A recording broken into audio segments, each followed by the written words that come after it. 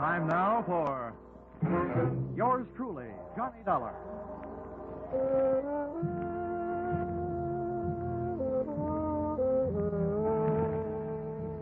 The next half hour has its baggage packed to take a trip with America's fabulous freelance insurance investigator, Johnny Dollar. At insurance investigation, he's just an expert. At making out his expense account, he's an absolute genius.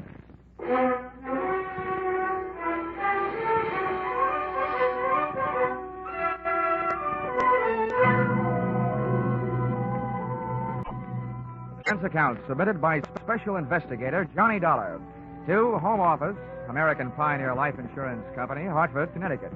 Attention, W.K. Green, General Manager. The following is an accounting of my expenditures in the case of Barton Drake, or how I played ducks and drakes with a Drake who ducked. Expense account, item 1. $100 I'm charging you for 1 hour's sleep I missed answering your telephone call at 9 o'clock in the morning. Expense account, item 2. $1.50 I had to go out for breakfast. The Easter Bunny didn't leave me any eggs. Item 3, cab fare to your office, $1. Tip to driver, $1.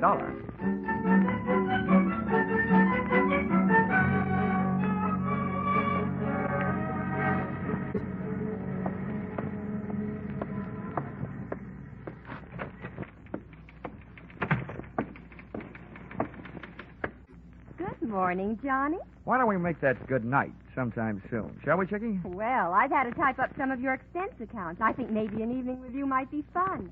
But business first. Old Stonewall's waiting for you. Hasn't he gotten out of that military kick yet?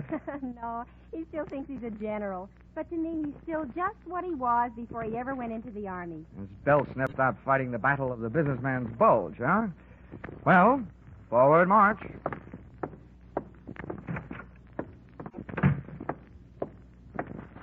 Good morning, Mr. Green, sir. Miss Dollar reporting as ordered, sir. Addie. Oh, yeah.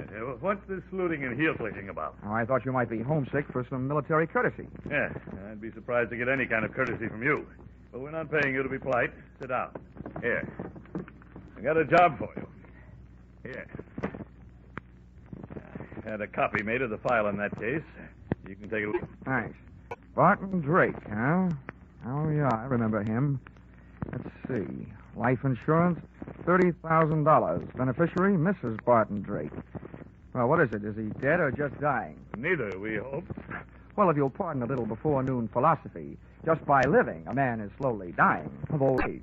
We have a statistical department to worry about that, Dollar. Your job is to find this man, Barton Drake. Okay. What's the story? As far as the company is concerned, the story started one night just short of 7 years ago. Oh, that would make it 1942. Yes, the same year I was called upon to fight for my country. Yeah. In the insurance division, Pentagon Building, Washington, D.C. Huh? But don't get me wrong. Those who served can be just as proud of what they did as those who fought. As you were saying. I merely used the word fight as a general term. Yes, General. Barton Drake, one night about 7 years ago? Yes. When we issued the life policy on Drake, he listed his occupation as that of hardware store proprietor. Hardware? As I recall it, he specialized in unregistered pistols, handcuff keys, and hacksaws. And if I'm not wrong, at the time he disappeared, he was under suspicion of grand larceny and wanted for assault with intent to kill a police officer. Yeah, that's right. At the time, he was suspected of a number of large robberies. Now, refresh me on that cop shooting. How'd that happen? You remember. When the police arrived at the house to pick him up, he opened fire from the bedroom window, made a dashboard out of the back to his own car. And there was a chase during which the car skidded and went through the rail of a bridge into the river. Oh, yes. Now I remember, yeah. They never did recover the body or the loot. All they got back was a wet Buick. Dollar, that was 7 years ago. At least it will be 7 years in 1 more week. At that time, Barton Drake will be declared legally dead by the probate court. His wife has already instituted proceedings. And when the court says she's a widow, she says, I want my $30,000. And you have to pay it, right? Exactly. But we're not going to pay that $30,000 if we can help it. At 9 o'clock this morning, the Missing Persons Bureau of the New York Police Department called us and gave us reason to hope that Drake is still alive. What happened? Did they see him in a crystal ball? You don't know how close to the truth you came, Dollar. Oh? The Missing Persons boys have a new habit these days. whenever there's a television show where there's a public crowd involved, they watch it. Last night, they think they spotted Barton Drake at the prize fight. Now, that's all we've got to go on, but we think he's alive and that he's somewhere in New York. Well, that's a start anyway. I know where to find New York.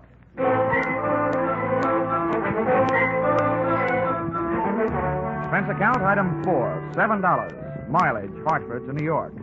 I stopped in Bridgeport to soak up a dish of coffee and whatever information there might be in the insurance file. Of the two, the coffee was the stronger. All I learned from the file was Drake's physical measurements, the birthplace of his mother, his wife's maiden name, the last known quotation on his blood pressure, and his home address in Manhasset, Long Island, to which I went.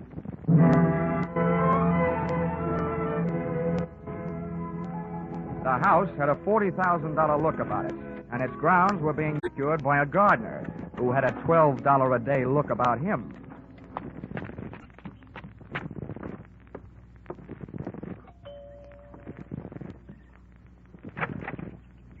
Yes, sir? I'd like to see Mrs. Drake. Here's my card. Yes, sir. Step in, please. Thank you. If you wait here in the hall, sir, I'll go tell her you're here. Maid had a $40 a week look about her and completed the picture of prosperity.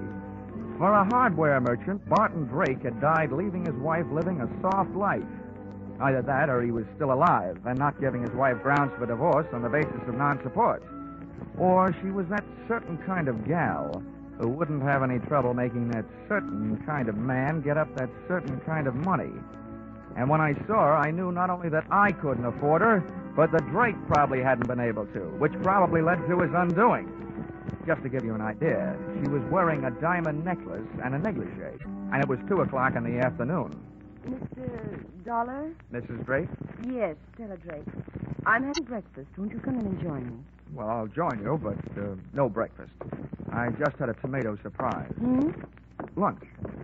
Oh, I'm glad you didn't mean me. Come on, right in here. Are you sure you won't have some breakfast? No, thanks. I couldn't bring myself to hurt that poor, tired trout you've got there. Oh, please. That's a genuine English kipper. Oh, I beg your pardon. I didn't recognize it without its monocle.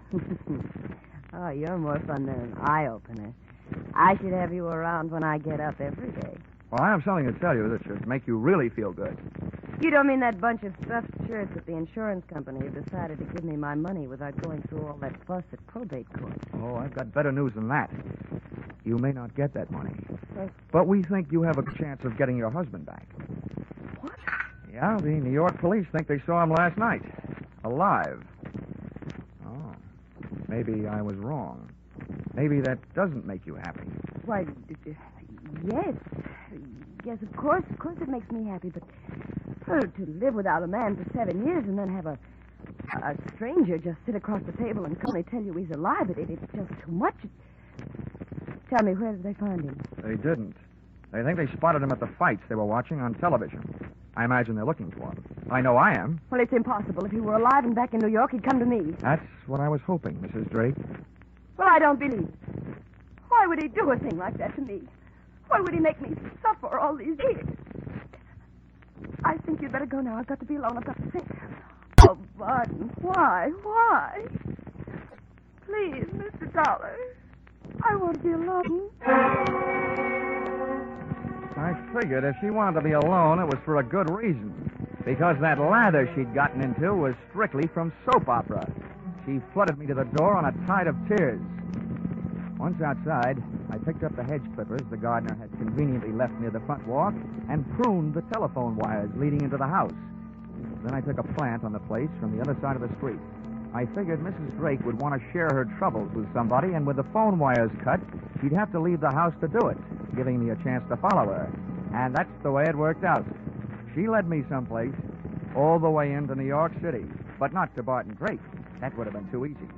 Once in Manhattan, she headed for a drugstore and a telephone booth.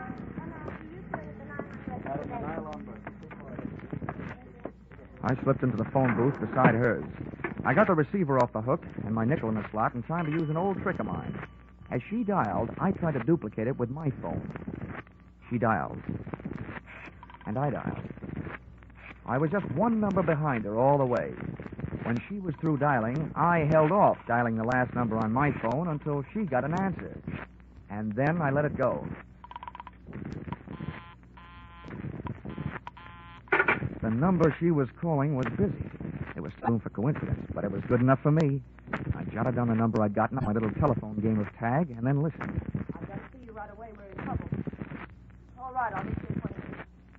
The usual place.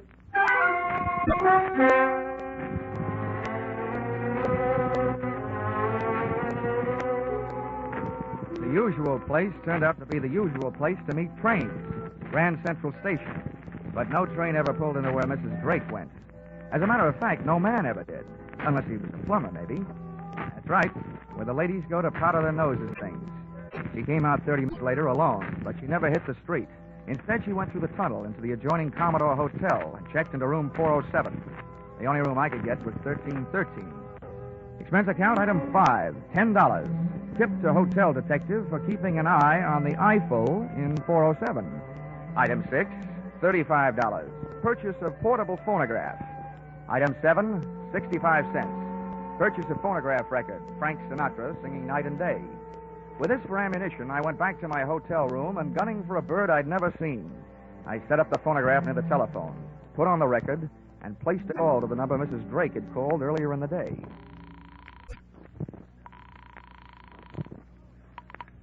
Hello. Hello there. 7 p.m. again, and this is your favorite disc jockey, Happy Jack the Money Man. Yes, your favorite disc jockey, your spinner with the winners. Tell me, are you listening to our show? My radio is not on. Goodbye. Oh, hold the phone, madam. A little thing like that doesn't make any difference to Happy Jack. Here's all you have to do to win a house full of prizes.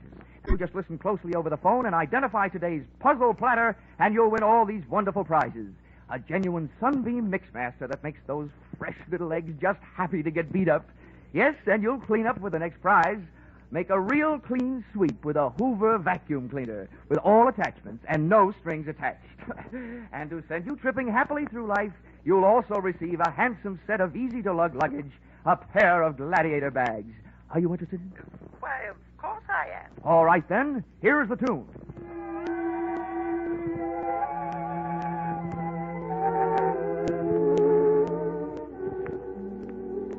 Night and day.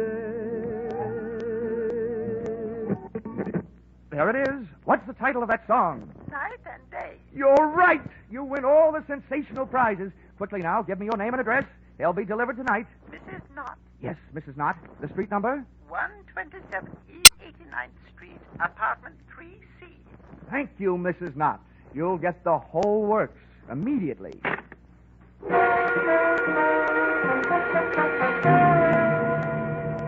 Expense accounts, items 8, 9, and 10. $39.50 purchase of Mixmaster, $79.50 purchase of vacuum cleaner, and $89.50 purchase of luggage. You may resent this expenditure, but there's one thing you must remember. Nobody can resist trading their name and address for something for nothing.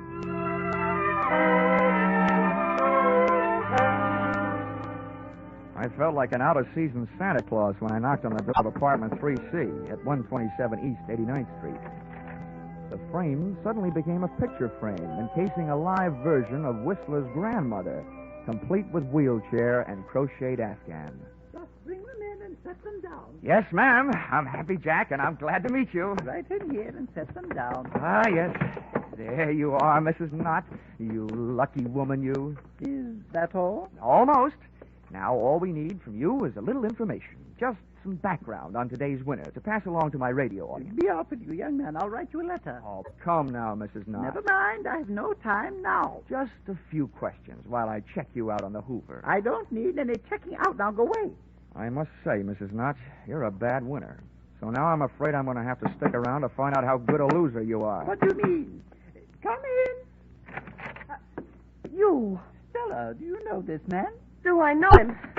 He's that insurance investigator, Johnny Dollar. Granny came flying out of the wheelchair, multiplying in height by 3. When I first saw Granny's hand flying toward me, it looked like there was an old-fashioned wedding ring on each finger. But just too late, I saw it was only a set of brass knuckles. Oh.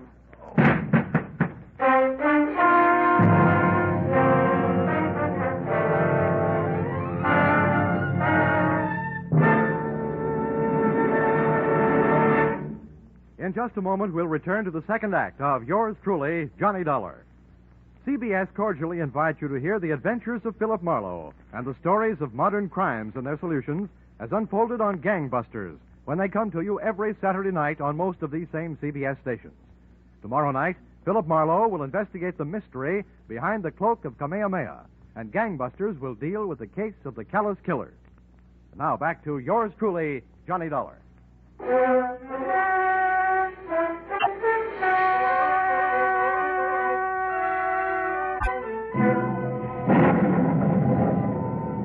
When I woke up, the thunder and lightning in my head was getting an answer from the sky. And I started getting some answers, too. You, James, give me a page. Granny's voice had changed to the bass register, and its owner was smoking a big cigar. I stayed on the floor and quiet. I didn't want the brass knuckles crooning me another lullaby. I'm awful close to fouling up the whole deal. I told you I didn't want you to try to collect on that insurance. Why'd you do it? It's $30,000, that's why. To hear you talk, you'd think you were going hungry. What do you think I am, some empty milk bottle you can run down to the corner and get your nickel back on? What are you trying to do anyway, sell me out? Sell you out? You know what started this trouble. You had to go to the fights last night. Oh, a big man. Dumb cops, you call them. Don't worry about me. They haven't. I'll take care of myself. But not with you lousing me up, getting mixed up with dirty dealers like this guy does. Oh, you're so smart. Why did you let him in here? Shut up. He wanted to give me something for free, that's why. Well, I've got something for him. A free boat ride. Wheel that chair over here. We'll take him out in that. The wheelchair ride was short, to the street. The auto ride was longer, to the ocean. And from what I could gather on the dock, the boat ride was to be even longer, to my doom. I was still playing Sleeping Beauty and listening to the supposed-to-be dead man, Barton Drake, telling his wife Stella how he was going to make my slumber permanent. Come on, get a move on. I've got his hands tied. Hurry up with his feet. I'm almost through. There. Now what? Now stand back while I heave him up on the deck. Well, aren't you going to tie him to something? For what? If they ever find this boat, they're going to find it empty. One good wave out there, and this guy goes for a swim. There. The wheels last. He's got plenty of gas and plenty of ocean out there. That'll teach Mr. Happy Jack. Now I'm giving him away.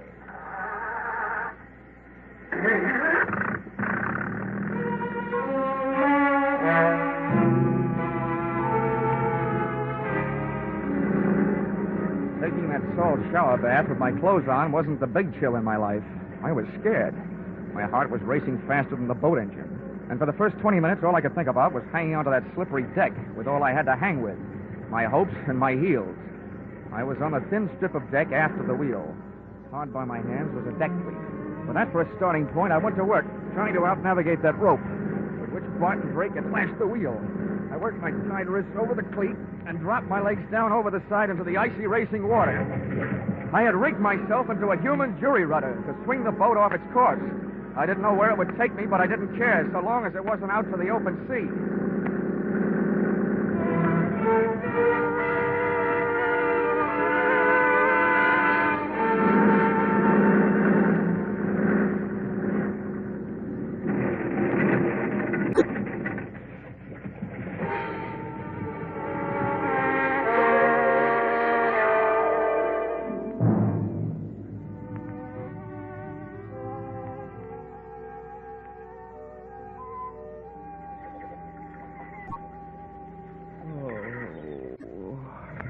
Oh, waking up, eh? Might as well tell you.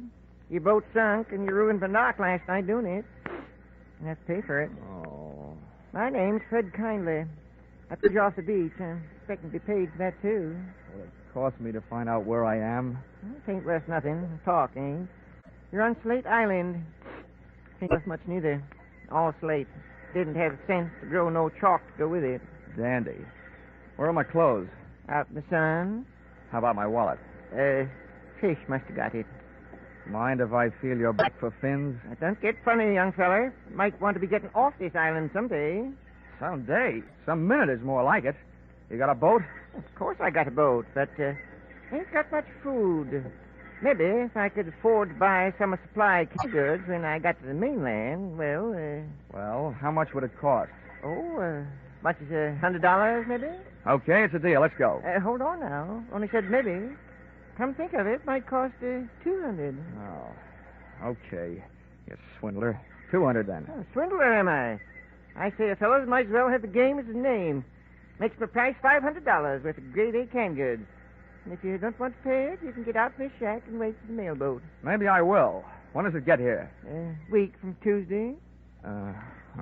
Okay. He'll get you $500 worth of canned goods. When can we start? I'll give you your clothes soon as you put it in writing and sign your name.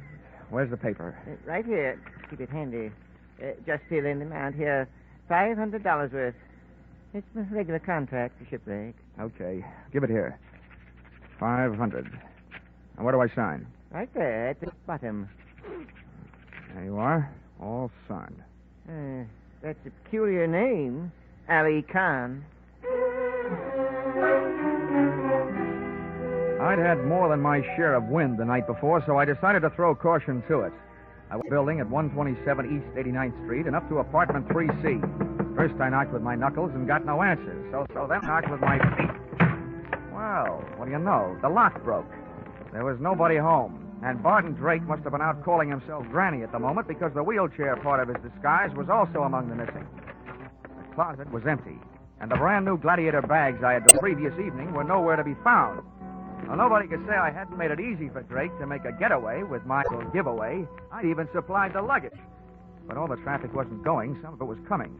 Oh, well, Stella, there's one bad thing about kicking your way into places. You can't lock the door behind you. Well, now that you're in, you better come all the way in. What are you doing here? You should be asking me what I'm doing alive. The only answer I've got for that is I don't murder easily. Where's Barton? Oh, that was the next question I was going to ask you. Now that one's gone, I've got a couple more I'd like to ask you. And don't argue. I don't know anything. Well, then let me tell you something. If you're not guilty of anything else, you are guilty of attempted insurance fraud. That's in my department. The tougher you make it on me, the tougher I'm going to make it on you. Now, about those questions. How long has your husband been back here in New York? He never left here. Oh, the night his car crashed through the bridge, he just grabbed himself a hideaway in New York and stayed put, huh? How long has he been using that old lady disguise? All the time. Okay. Well, now my last question. That bag in your hand, where were you going? Okay, let's find out. Give me that bag. Uh-huh. What's this? Well, it's either a bathing suit or a two-piece handkerchief. And that blouse there, that doesn't look like it's for dinner wear in an igloo. You were headed south. So we were headed south. What about... We, huh? If you ask me, and I doubt that you will, so I'll tell you anyway, your hopes just headed south. Lady, you've been double-crossed. Your husband took off without you. I don't believe it. If he left here, he had a good reason. That's your guess, but we're not playing your hunches. We're playing mine from here on in. Just where did he say you were going? I don't remember. Maybe it'll help if first you remember what I told you about insurance fraud. It's good for 10 to 20 years. Now, do you remember? He bought tickets on the Orange Blossom Special for Florida. It leaves Penn Station in an hour and a half. Oh, you've got that a little backwards.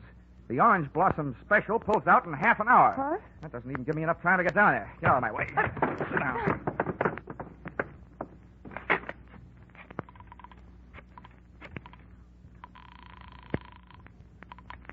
Information. Hello. Information. Look, I want the telephone number of the Penn Station branch of the Travelers' Aid Society. This was once when I didn't want the society to aid the traveler. I told them that Barton Drake was my invalid aunt and as nutty as a fruitcake. With Stella's help, I described his costume from the daisies on his hat to the buttons on his shoes. I tagged it off with a warning that when my aunt left the house, she thought she was a honeybee and was on her way to throw herself in front of the Orange Blossom Special, wheelchair and all. The guy on the other end of the line took off to round up the railway police, and I took off to round up a taxi.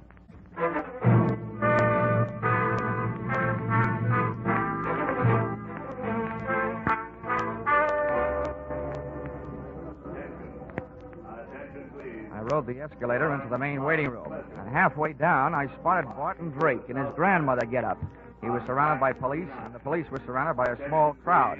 I walked over. Orange Blossom Special. I don't know what kind of a practical joke this is, young man, but it's not funny. You made me miss my train, and I don't even have a nephew. No, Mother, don't be upsetting yourself. Don't you now, me, young man. Just get me on a train. Any train headed south will do. Drake was getting ready for trouble. If the cops couldn't see it, I could. His hand was under his Afghan, and I knew the least it could be holding was a fistful of brass knuckles, but probably more. He was getting ready to make a run for it. I wasn't taking any chances.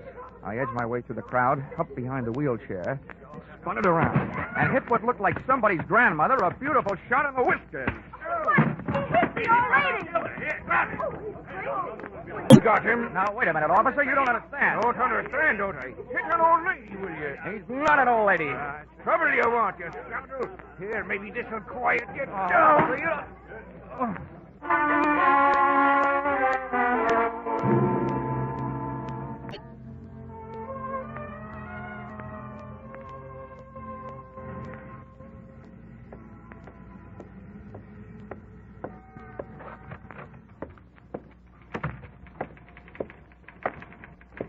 Johnny! Hiya, Chickie. Oh, that bandage. What's the matter with your head? No brains. Where's the general? Oh, when he found out you saved American Pioneer $30,000, he decided to take the morning off and celebrate. He's out playing golf. Oh, great. To celebrate my getting hit on the head with police clubs, he goes out and swings golf clubs. Oh, Johnny, I was sort of Now, hoping don't that- worry, Chickie. I've still got enough energy left for nightclubs. You want to help me with this expense account? I'll get it out of the way. Oh, that's all that stands between us. Uh-huh. Expense account submitted by Special Investigator Johnny Dollar to Home Office, American Pioneer Life Insurance Company, Hartford.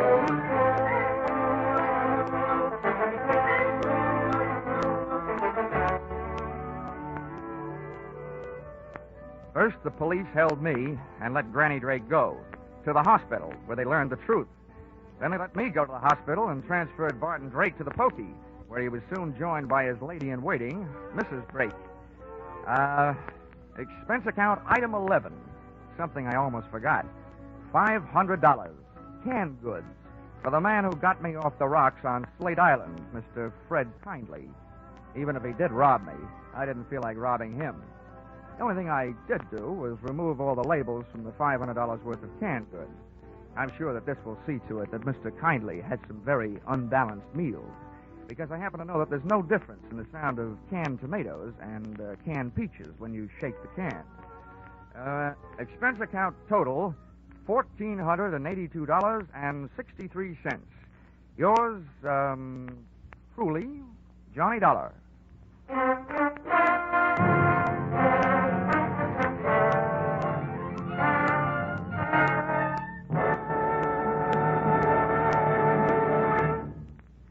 At last, mankind is facing up to one of its most feared diseases, cancer.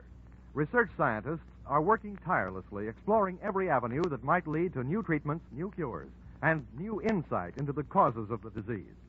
At the same time, the American Cancer Society is working to keep the public informed of all the progress that has been made, trying to reach everyone with the message that the sooner a diagnosis is made, the better the chances of cure. Together, this public education and research attack should bring great progress in the control of cancer. But both phases of this program are costly. Realizing you are giving to a fight against a disease that could menace you, give generously to the American Cancer Society's drive for funds this year.